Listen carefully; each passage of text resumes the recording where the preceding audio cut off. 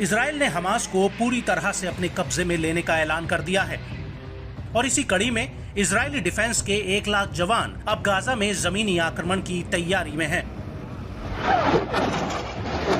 वहीं दूसरी तरफ इजरायली सेना के हवाई हमलों से गाजा हर सेकंड में दहल रहा है। इजराइल के प्रधानमंत्री बेंजामिन नेतन्याहू ने ऐलान कर दिया है कि वो फिलिस्तीनी आतंकी संगठन हमास को खत्म कर देंगे। लेकिन इस सब के बीच हमास के एक वरिष्ठ अधिकारी अली बाराखे, जो लेबनान में निर्वासित हैं, उन्होंने इजराइल की इस कार्रवाई को लेकर बड़ा बयान दिया है। आपको बता दें कि ईरान का कहना है कि वो हमास का सपोर्ट करता है, लेकिन इस हमले में शामिल नहीं है। लेकिन अली बाराखे ने आगे कहा कि अगर गाजा को युद्ध की तबाही के अधीन किया जाता है तो ईरान और लेबनान के हिजबुल्लाह युद्ध में शामिल होंगे। अगर गाजा को विनाश के युद्ध का सामना करना पड़ा तो हमारे सहयोगी शामिल होने के लिए तैयार हैं। वे हाथ बांध कर नहीं बैठेंगे। इजराइल की सरकार जानती है कि अगर वे गाजा को नष्ट करने की कोशिश करेंगे तो वे नरक के द्वार खोल देंगे और गाजा को नष्ट करने के लिए अमेरिकी हथियारों की तरह गैर पारंपरिक हथियारों का उपयोग करना। का कहना है कि 7 अक्टूबर 2023 को हमास ने इजराइल में जो घुसपैठ की थी उसकी जानकारी गाजा के भीतर सिर्फ हमास के कुछ टॉप कमांडर्स को थी कि हमास के लड़ाके इतने बड़े लेवल पर इजराइल में हमला करने जा रहे हैं। लेकिन ईरान और लेबनान जैसे हमास के सहयोगियों को इसकी कोई खबर नहीं थी।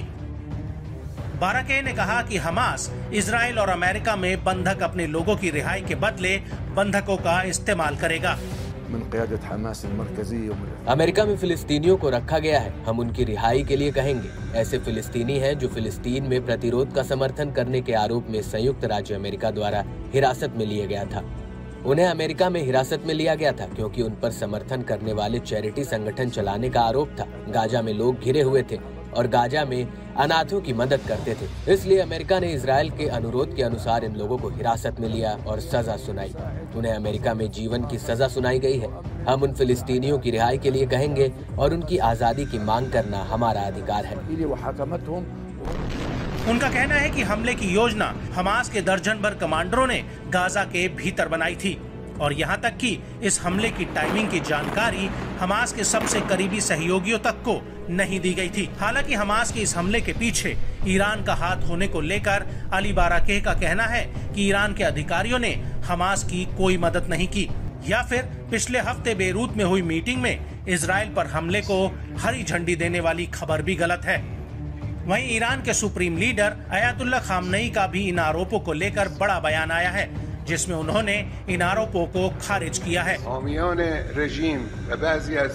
हम चतुर और बुद्धिमान योजनाकारों और बहादुर युवा फिलिस्तीनियों के माथे और बाहों को चूमते हैं। हमें उन पर गर्व है।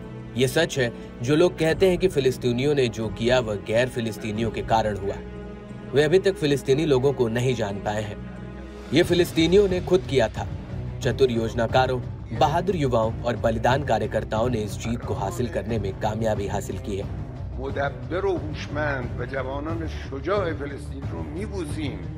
वहीं हमास के अधिकारी अली बाराके का कहना है कि इजराइल में घुसपैठ को लेकर हमास के सिर्फ कुछ कमांडरों को ही इस बात का पता था।